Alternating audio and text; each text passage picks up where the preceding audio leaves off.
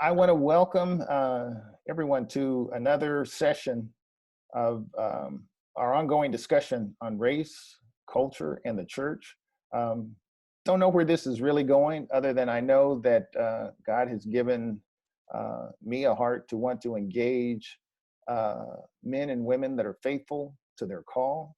And I am pleased to have a group now. This is quite an honor for me, and I mean this in sincerely, you guys. I really do. To have you all new group together. Um, Dr. David Nystrom is no stranger. He's been on our prior podcast.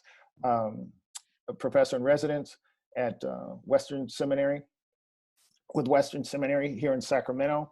Prior to that, provost at Biola. Prior to that, adjunct professor at Fuller. Prior to that, professor at North Park in Chicago.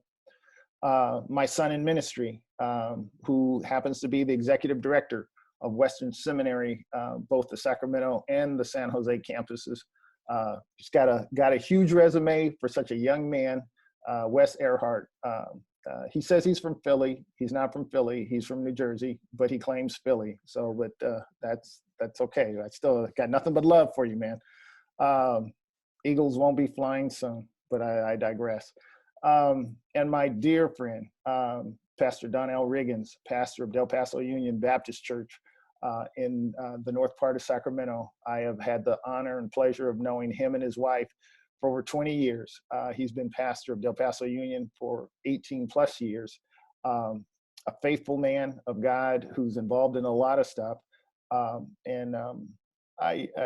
just want to bring together again different voices to this conversation. We're days now removed from the murder of George Floyd, but as I've shared before, I share now, his murder is not unique. It's just seems to be more jarring and impactful to a broader audience, if you will. I was sharing with congregation today what really was, I guess, so disturbing and why it hit me viscerally, emotionally. As I said, I could only watch the video once and then wept like a baby afterward. But to see the juxtaposition of the policeman almost casually with his knee on the neck of the man as he pleaded for his life. Just give me air. I can't breathe. I'm dying. And he could have been left hand in his pocket. He could have been eating a sandwich, reading the newspaper. It was like, you're not saying anything. Obviously, we didn't arrive here yesterday. And as I want to continue to remind whoever's watching, this is not a one-off. We've got at least 400 years of accumulated history on this continent to have arrived to this point. But you all know that this goes back millennia. This goes back to, dare I say, Uncle Adam and Aunt Eve. But we are where we're at. And again, no particular format other than let's just start out with Pastor Riggins. And if you don't mind, I'll call everybody by the first name so we lose titles. So it's Donnell, it's Wes, it's David. Share with me, where are you in terms of ministry, the event, the murder, your congregation?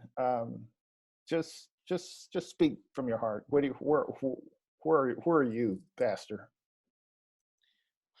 Well, it's obviously a hard place. I think even after I'm 62 years old, and I've been Black all my life, and grew up in Cleveland, Ohio, experienced the Huff riots, the National Guard coming into the city, policing the city as a boy.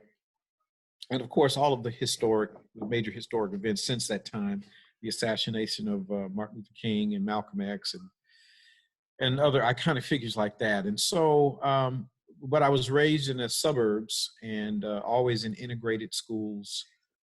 And my parents were very forgiving and very encouraging to not be judgmental or to cast anyone in a negative light, regardless of their race, and probably was a bit naive. Worked in corporate America under Ross Perot for a number of years. And if I was discriminated against, I probably was too naive to realize that I'd been discriminated against. But in my latter years, of course, my eyes are wide open. And it's just very difficult, especially we're part of, I'm part of the City Pastors Fellowship. And when Donald Trump was elected, there was a discernible chill that came over that gathering, which was kind of revelatory, it kind of really understood where people, or anyway, it seemed you kind of understood where people were. I remember having lunch with one of the leaders of that group and him saying, well, we got to be sure that we don't lose the unity that we have. And I said, we don't have unity. We eat lunch together. We pray together, we sing together. But the reality is that whenever there's a crisis, we always come to you. The music is always of the genre of your churches. It's always at the bigger Caucasian churches or predominantly Caucasian churches. And whenever there's a crisis in our community or when there's an injustice, and of course in these days of video cameras, someone said it recently that racism has not gotten worse. It's just now being recorded. So it's regretfully, the story of George Floyd is not an isolated incident. There are heinous atrocities like this that go back centuries.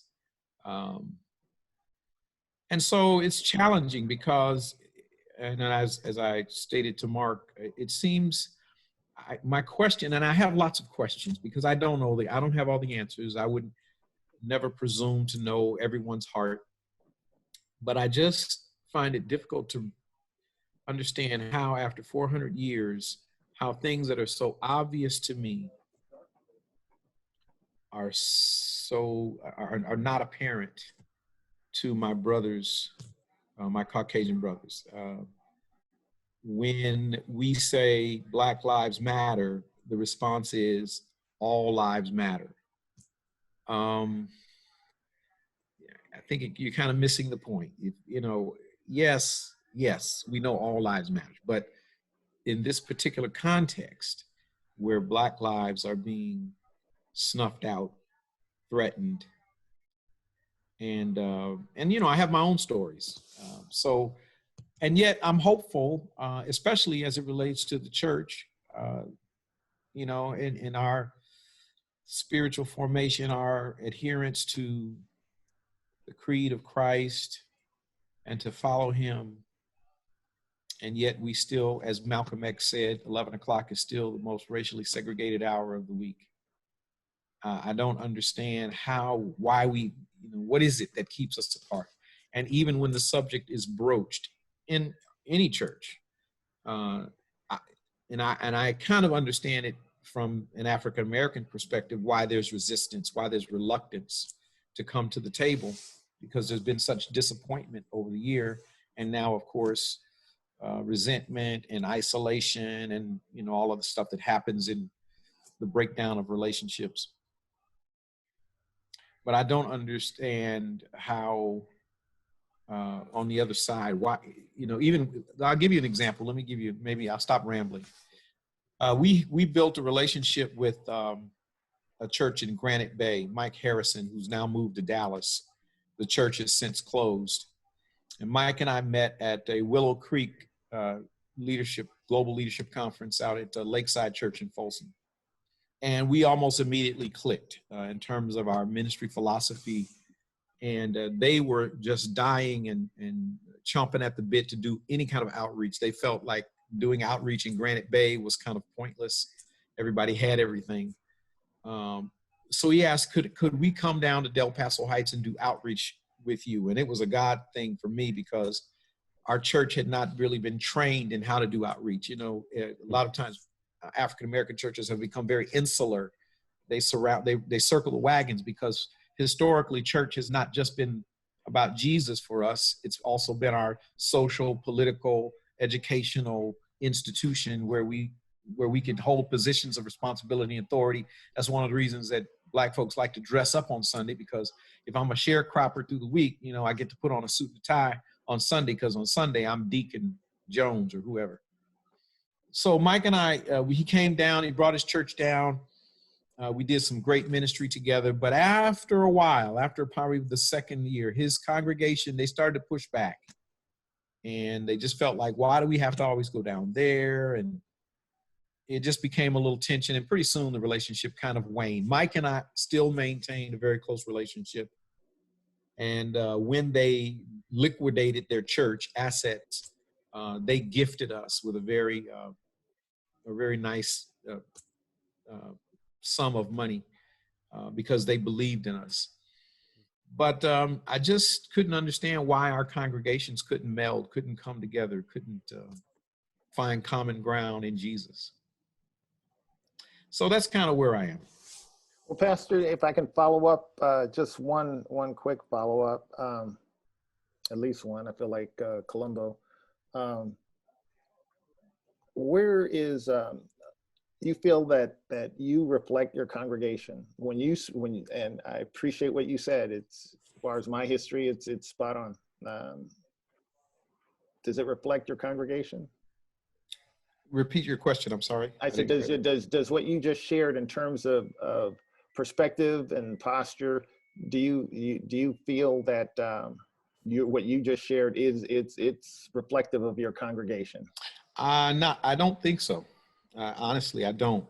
I think they're happy in Zion. I mean, you know, they're okay with not having relationships with churches outside. I mean, they're welcoming when we do have those kinds of encounters, but it's not something they push for. But then you have to understand also our congregations live in an integrated world where they go to work. They're typically the only Black person on their job.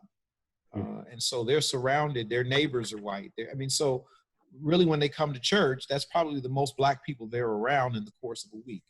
And it's almost a place of refuge because everywhere else they go, they are the minority. Interesting. Wes, you've grown up, I don't know if you grew up in Philly. You through high school in the Philadelphia area? Suburbs. So, Well, I mean, Jersey side of Philly, suburbs. So okay. Yeah. And then in college, I did I don't know, God broke my heart with just a little kid that stayed in a dorm room in college. And so I did some urban ministry in Camden, New Jersey, and lived there for a summer. Opened my eyes, and they've been open. I think that's about it, though. That doesn't do enough. So how have you processed? How have you seen and processed the events? I don't want to go too far before, but at least surrounding George Floyd's murder, and subsequent to that, how have you dealt with that? I think I'm still reflecting on Pastor Riggins' statements, and honestly have a lot of follow-up questions. And I think that's kind of my that's been my reflection, is I need to be quiet and listen more, and I need to hear more about what Pastor Riggins' story is. You said you were naive, and then you said your eyes got opened later in life, and I'm going, ooh, where is that? What with that naivety did you later in life look back and go, wait a second, I should have seen that injustice or whatever. So there's a lot of me that my response simply, Mark, is just, I need to listen. I need to hear. I need to understand. And I need to be. So I hear you looking like you're going to say something, Pastor. No, I was going to say, in your being, what is, unpack that. What does being mean? I mean, is I don't want to answer it for you, but I guess that could be an active being, that could be a passive being, that could be, ooh, I just want to be. Well, I guess, yeah. Pastor Riggins, were you going to say something? I saw you. Well, I thought you were going to ask me. Well, you asked a question, but Yeah. Our moderator is. I'm letting him take. I'm following his lead. So follow his lead. That's what I do. Did you have a question? No, I'm happy to. I got a lot of questions. I got a lot of questions, and I think that's fire it. away. I mean, I think that's what this is for. Because I mean, I think there's so much. Yeah. So misinformation. I'll answer Mark's question and then cue you up. How's that? Say it again. Go ahead. I'll answer Mark's question, which is being has to passive or active. I think that's the problem. Is people like me have said we're being active. We either say we don't know how and we'll try and make this little change, or okay, I'm going to do this right now. I'm going to stand. I'm going to be standing with someone who's different than me, and then it kind of goes away. Or no, I'm not like that. Or oh, I'm going to say Black Lives Matter, but then what am I doing next? I think being is a very intentional act that is very consistent over time. And I think there's no way that we can engage unity, as you said, Pastor Riggins. Let's not pretend that there is. We have lunch, but it's not going to happen with Black people going to white people churches. It has to happen the other way around. It has to.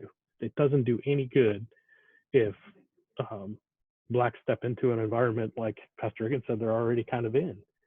Now, that's a bold statement. Am I willing to back that up with my feet? And that's kind of what my response has been with this whole thing is, what can we do? Well, I can stand with people, like literally stand every week, consistently get to know them, listen to them.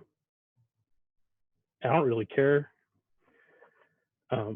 if there's resistance at first, because I'm committed to my brothers and sisters, and I would like for my life for me to look back and go, yeah, I had 3 Black friends. No. I'd like to say I stood with brothers and sisters, trying to do something personally.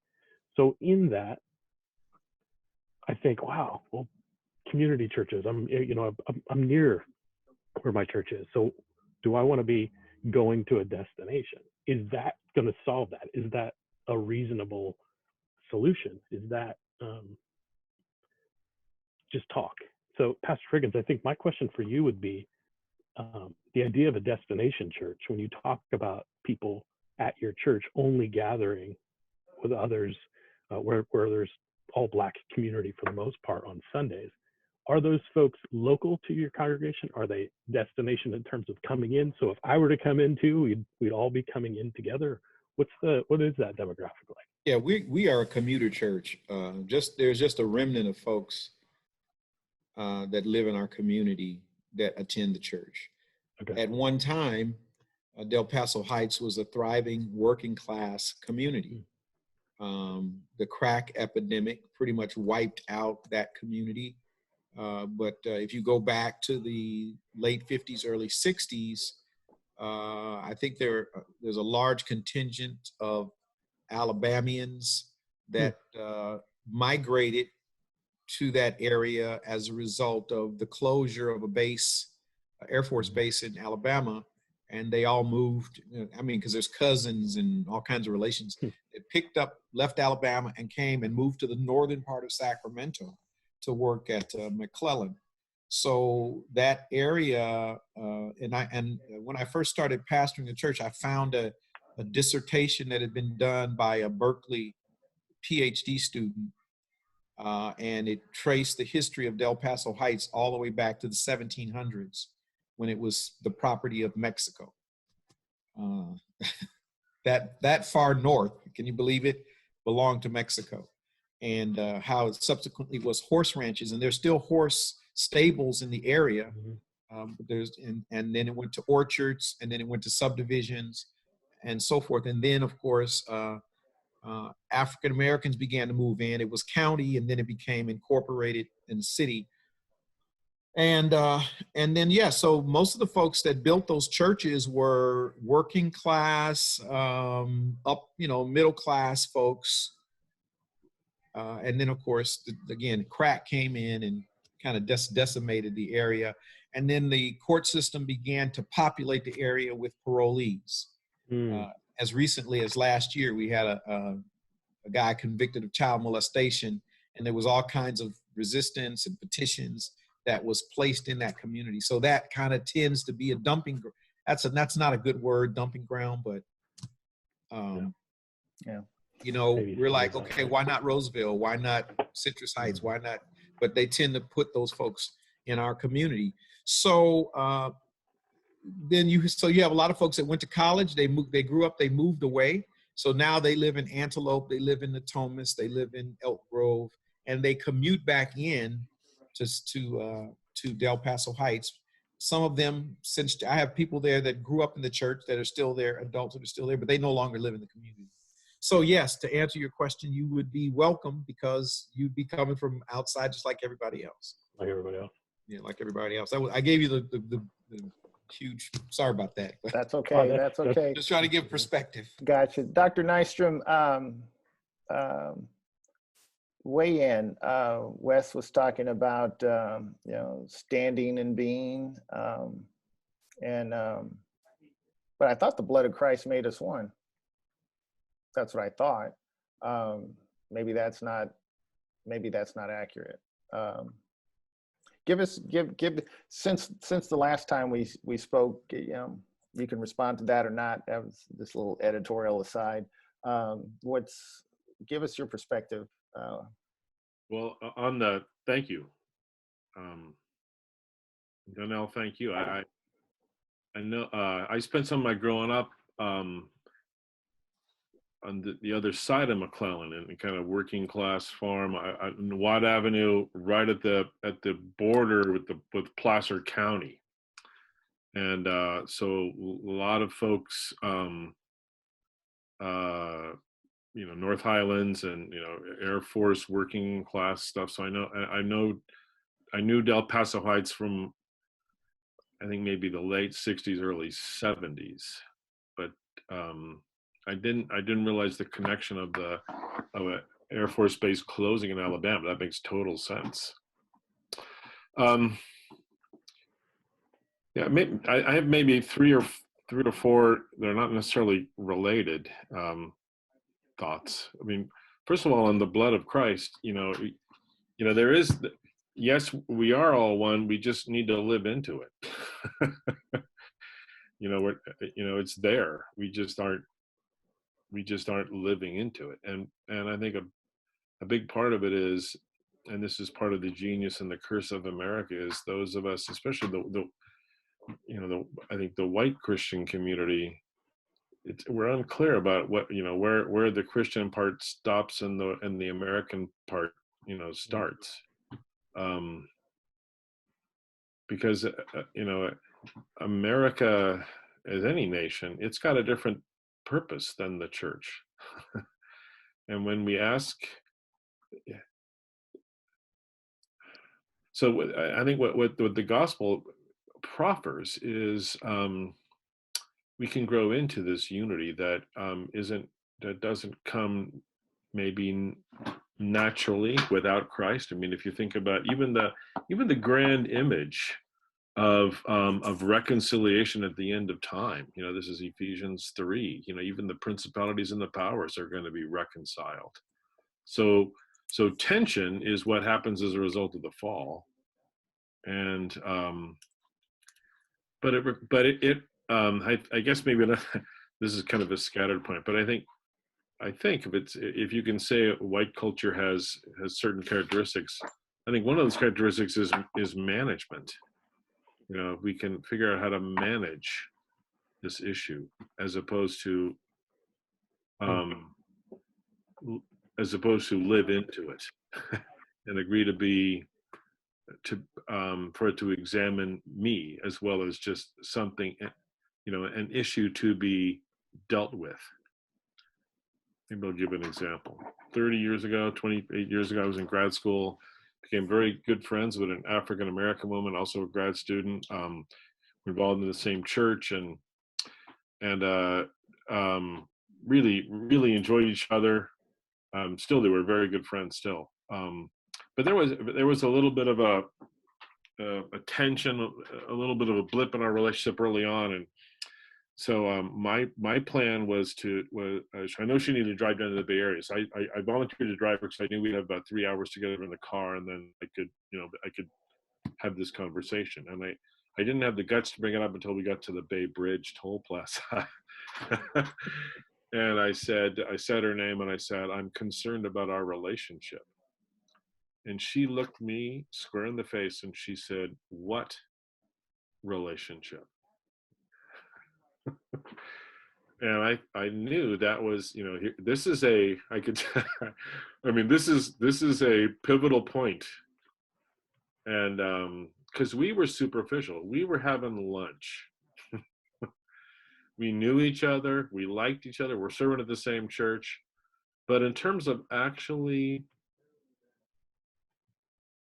learning to listen and try to understand the other person from their point of view instead of from our own point of view, that's what we had that was that next step. And that requires,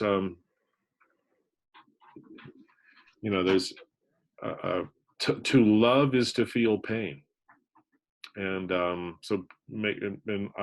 so I felt some pain as she told me the truth about me over time. And so, but we are, so I think reconciliation is more, as a theme from last week, it's more than just the absence of tension. It's making good grow, and that sometimes takes that that can be painful. I'm looking at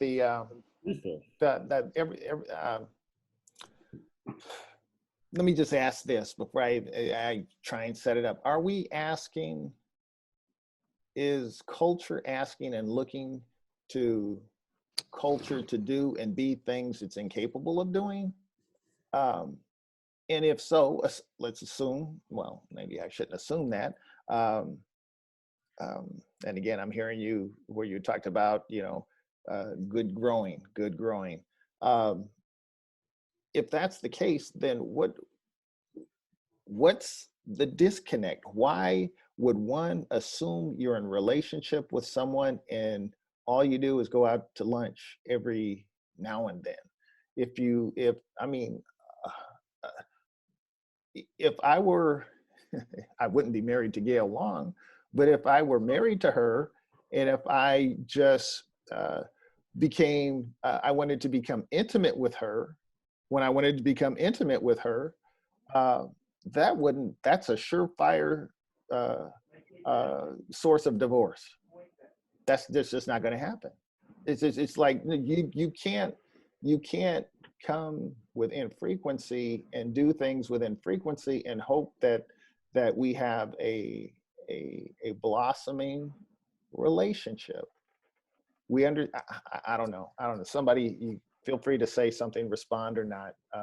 Well, so I do think that there is there are positive things that can happen in culture that can be enormously fruitful, and a great deal of progress can be made, but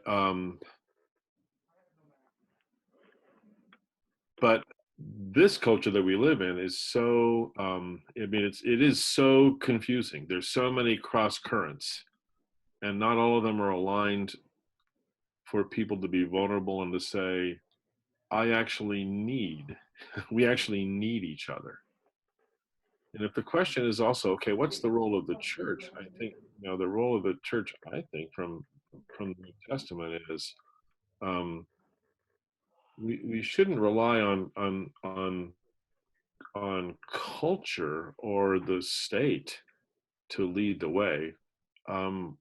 We need to understand the gospel better, and we need to model this kind of mutual interdependence for the culture. So I'm hearing really two questions. What about the big issue of American culture, but what about But what are Christians supposed to do? What are Christians called to do? And we are called to be ambassadors of whatever culture we're in. So I try to think along, on 3 areas: church, culture, as well as what does it mean to be an ambassador. Pastor Riggins? Yeah, I think that I guess what churns up in my spirit, in my mind, is that do we want to? Where is the desire? Yeah, exactly. And that's across the board. I mean, that's around the table. No one side or the other. Correct. There just seems to be no real desire. I don't want to. Jesus saves, but you got to want to be saved. You got to want to live in righteousness. You got to want to you got to want the experience of Christ. And I'm thinking of Paul's words, I want to know him and the fellowship of his suffering. Yeah. And the power of his resurrection. Yeah. There was a desire there. Yep. And I don't know that our churches, and then of course that goes to the brand of Christianity that we have in America. And David, maybe you can share with me. When I was in Bible college, we saw a greater surge of Christianity in South America, Africa, more charismatic churches, and now Africa is sending missionaries to the United States. Where is the desire? I mean, this brand of Christianity that we have, does it engender? Does it promote that? Does it push that? There just doesn't seem to be a real zeal or interest in moving beyond, where we are, until we get to a place of crisis. Yeah. And then it surfaces again. What can we do? What should we do? Yeah. I think this is a good thing. But I think it just starts with conversations, and it starts with the ability to hear one another and to stay at the table even when it gets uncomfortable, and to ask questions rather than making assumptions. Yeah, I mean, I've had some tough conversations over the last few years on race with Caucasian brothers, and when I began to speak what I believed was truth, or things that were hard for them to hear, it seems like the relationship kind of waned. It wasn't as warm, it wasn't as open anymore, and I felt like they saw me as this militant, the kind of Negro that they're afraid of. And that's not it at all. It's just a sincere desire to have honest conversations. And if we're going to be in relationship, then we have to have some type of empathy for one another. Yeah. And if you don't want to hear my story, how can you truly be my brother? If we're going to enter into that kindred space, but you don't really want to know me. You don't really want to know my pain, because, and as one brother told me, well, I don't like feeling guilty. And I told him, well, I'm not interested in your guilt. I'm interested in your empathy and your advocacy, because I've said it so long that my voice now falls on deaf ears. When I tell you that my son, who didn't even want his license until he got 18, was stopped 5 or 6 times, 3 of those times by the same Elk Grove policeman for no apparent reason at all,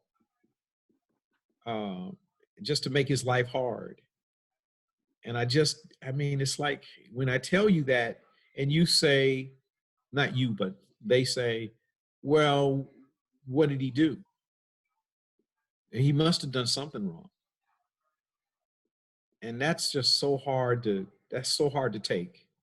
So after a few of those conversations, you start to kind of back away. You start to say, you know what?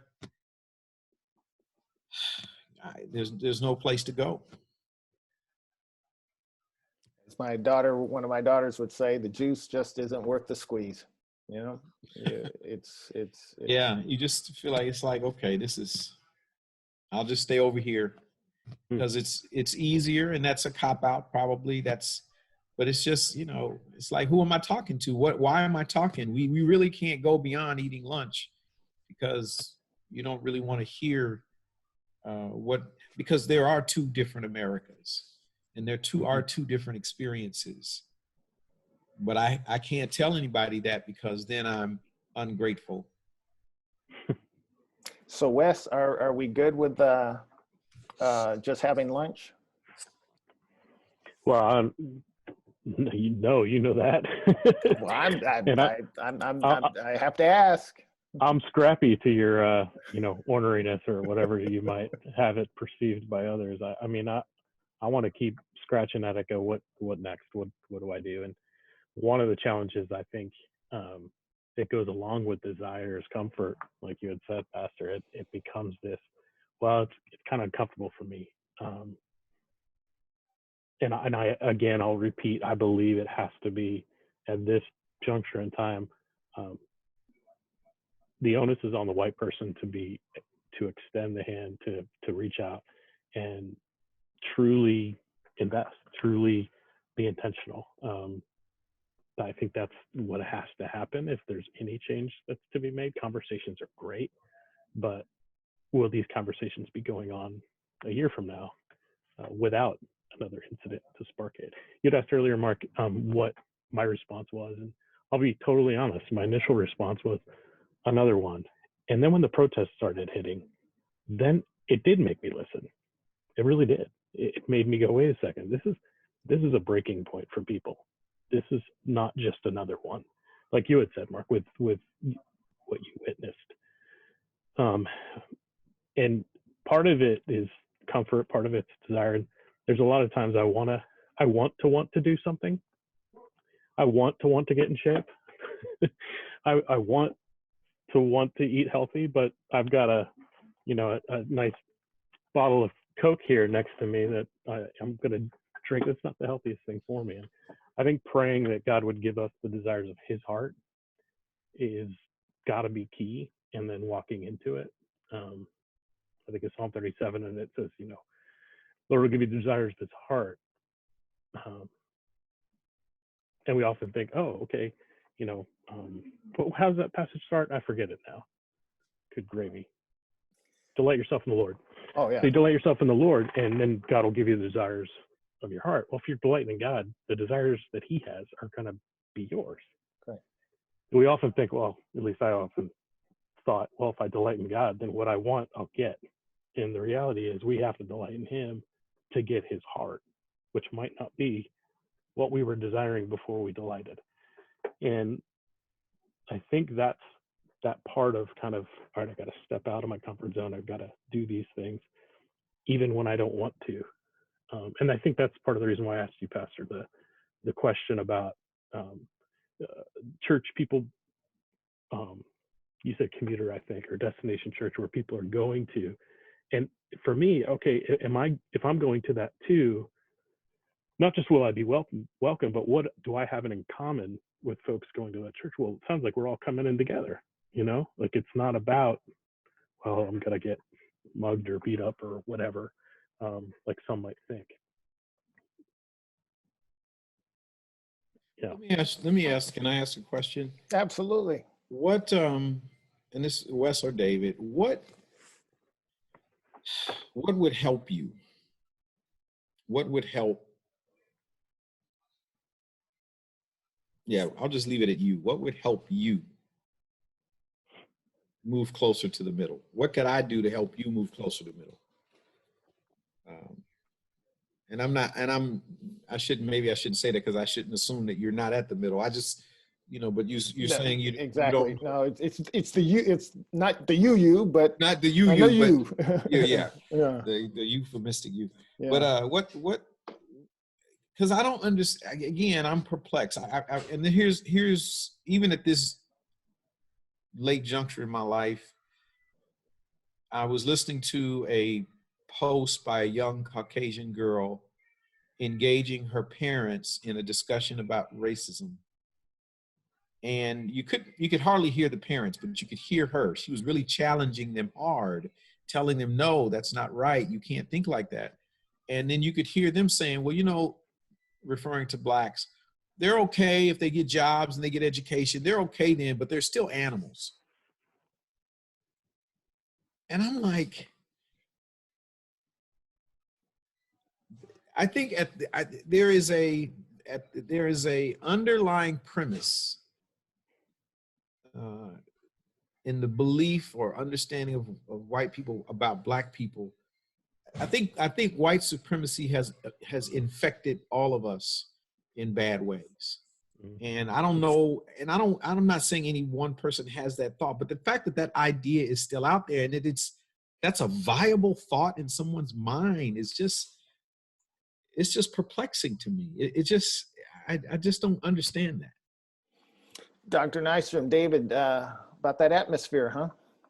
We're breathing in that air. Yeah, it's part of the atmosphere, but I think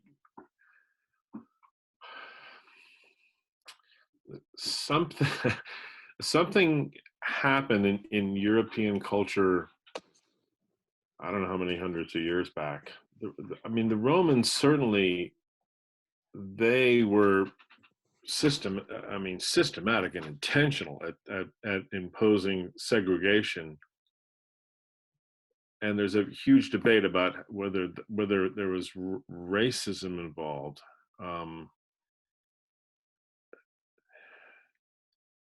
But something happened in European and therefore white culture, at least a couple hundred years ago. And I used to call it, when I taught a class on this, the assumption of superiority. I mean, just think about the Spanish and the Portuguese.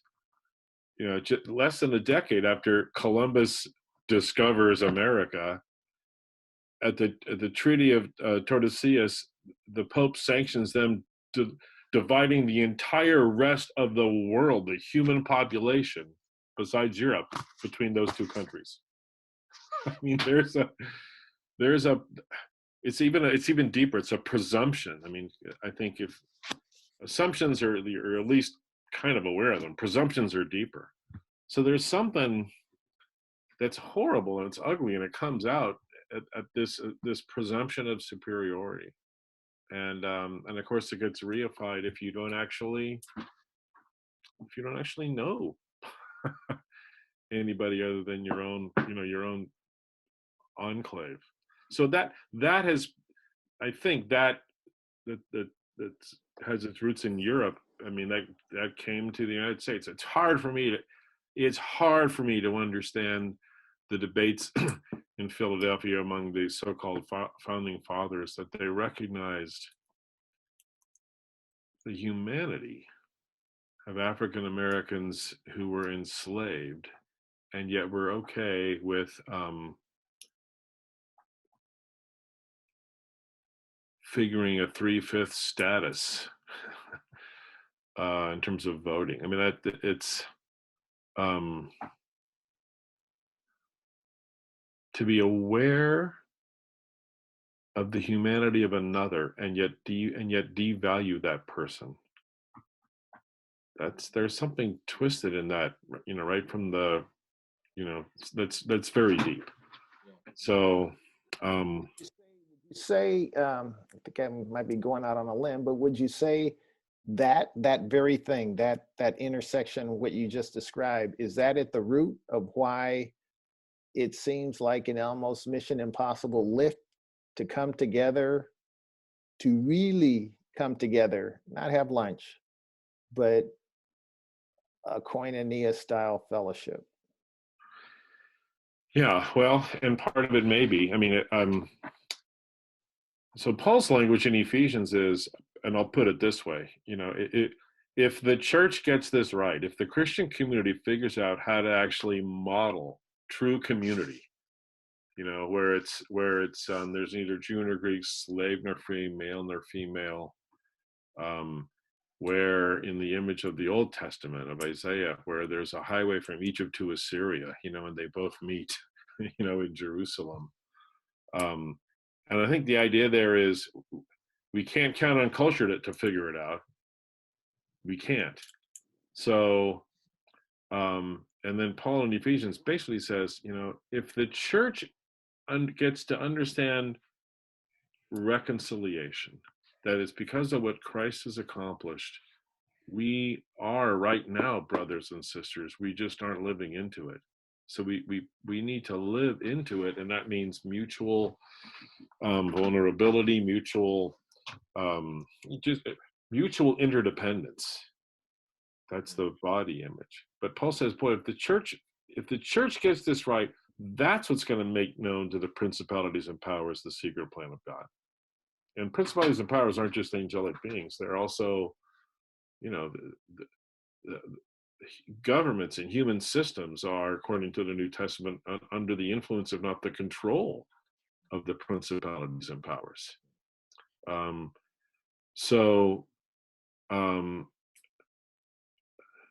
The fascination of evangelicals in America with the American political system, thinking like, if we get the right laws, then that will make everything okay. That also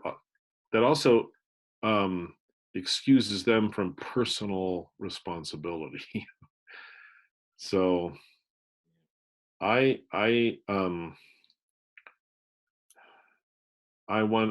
want to be a good ambassador, the best ambassador I can be to American culture, but not forget that my true citizenship is in heaven, and that's where your citizenship is, Mark, and yours, Donnell, and yours, Wes.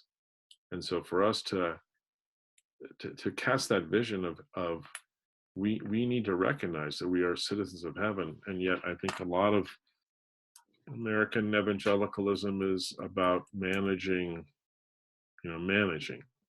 Word again. Yeah, because managing is getting it off your desktop. It's not. It doesn't get to your heart. So I got that handled. I got that file. I can put that file away now because. Yeah. Yeah. I don't have to. I just changed the air filters in the house, so I don't have to do that. Right. You can mark that off the list. No, I think you're right. I think, and so as you're speaking, I'm hearing. Because we so often forget that we fight not against flesh and blood. Yeah. And so, as you said that, I thought the common ground has to begin with prayer. Mm-hmm. And perhaps we eat different foods, so we won't eat together. Perhaps we listen to different music, so we probably won't do that together. But we can certainly pray together because it's the same God that we're calling on. And perhaps that's the common ground, and that's where we begin to pray. Lord, we don't know how to do it. Help us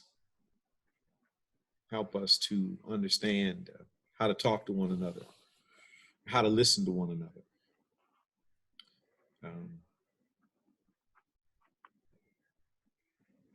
Wes, look like you're writing. You're making copious notes. You're taking copious notes there. It's only because I got so much to learn to catch up to any of you guys. No. Yeah, I mean, words like intentionality, interdependence.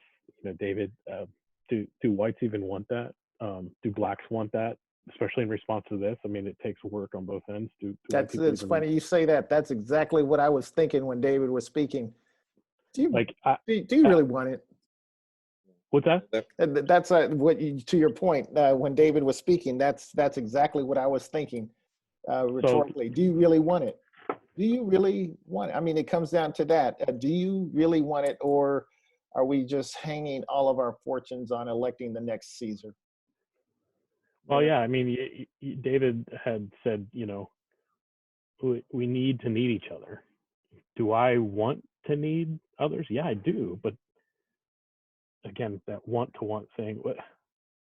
Pastor Riggins, what would that look like if you had someone come in to your church who's wanting to get to know people? Well, listen, if you come to my church, people are going to be so nice to you, you're not going to want to leave. Mm-hmm. We're a very loving church. Yeah.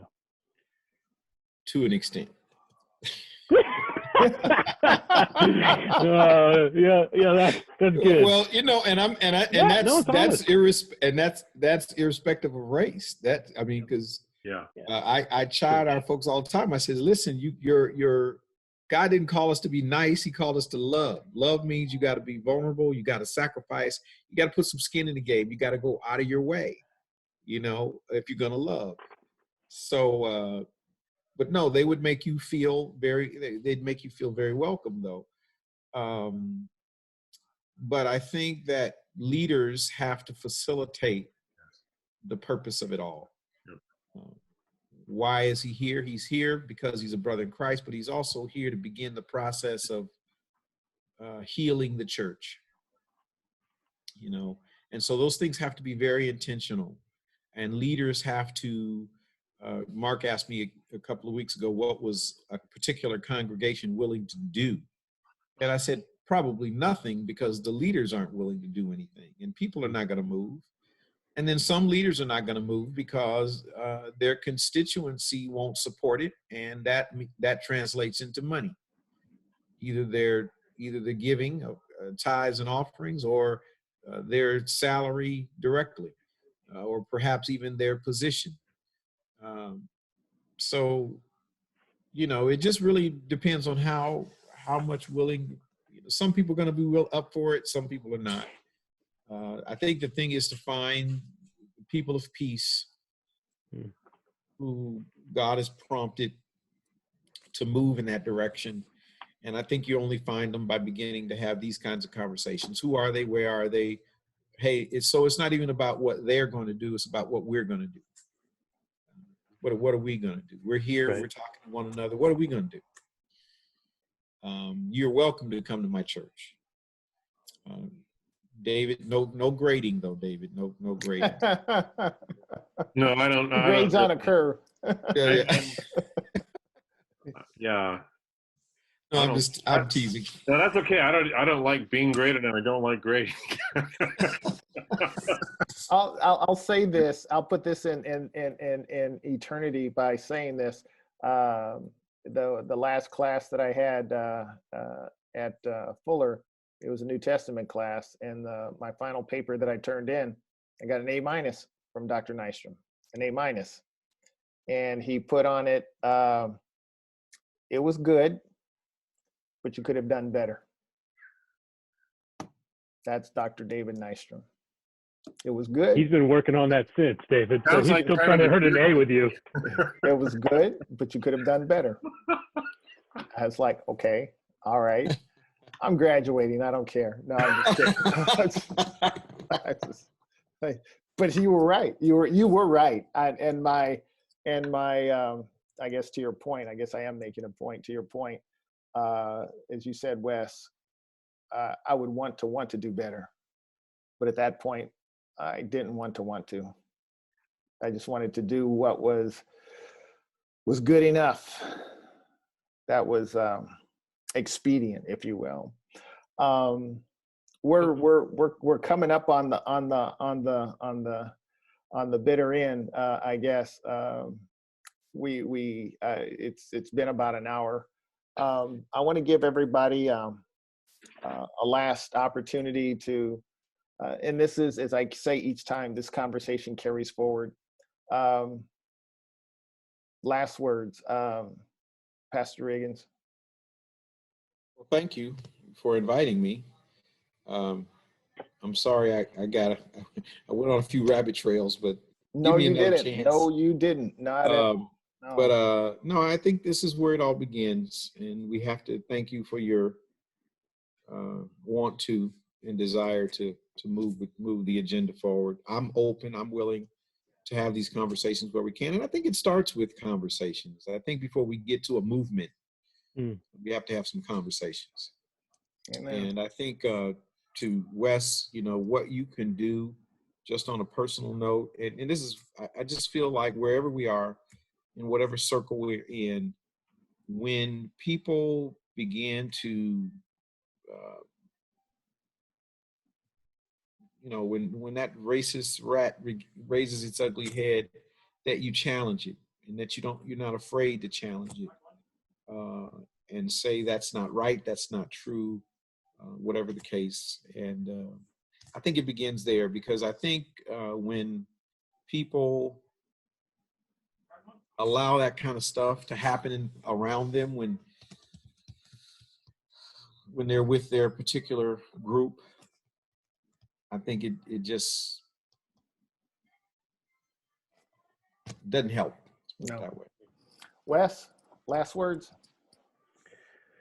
I think this is good, but I think we can do better.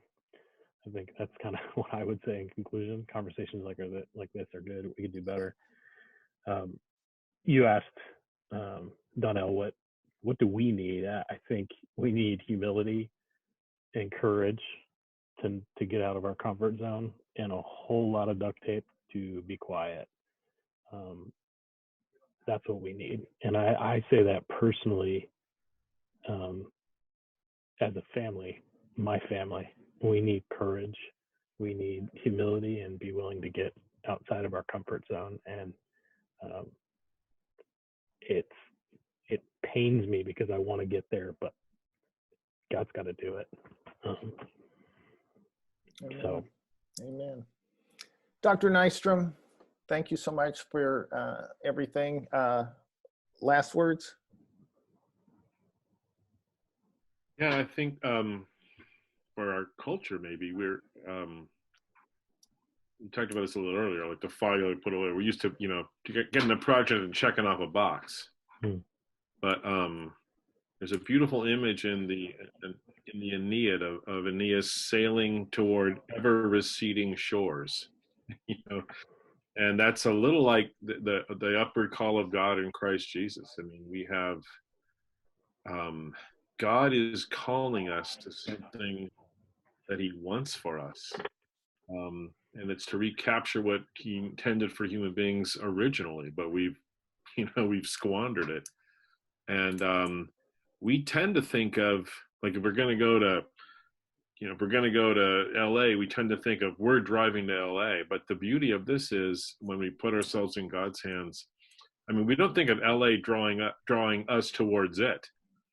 But God is, it's the upper call of God in Christ Jesus. Right. We put ourselves on that path, and we ask the Spirit to shape us, fill us, change us, and it's actually drawing us.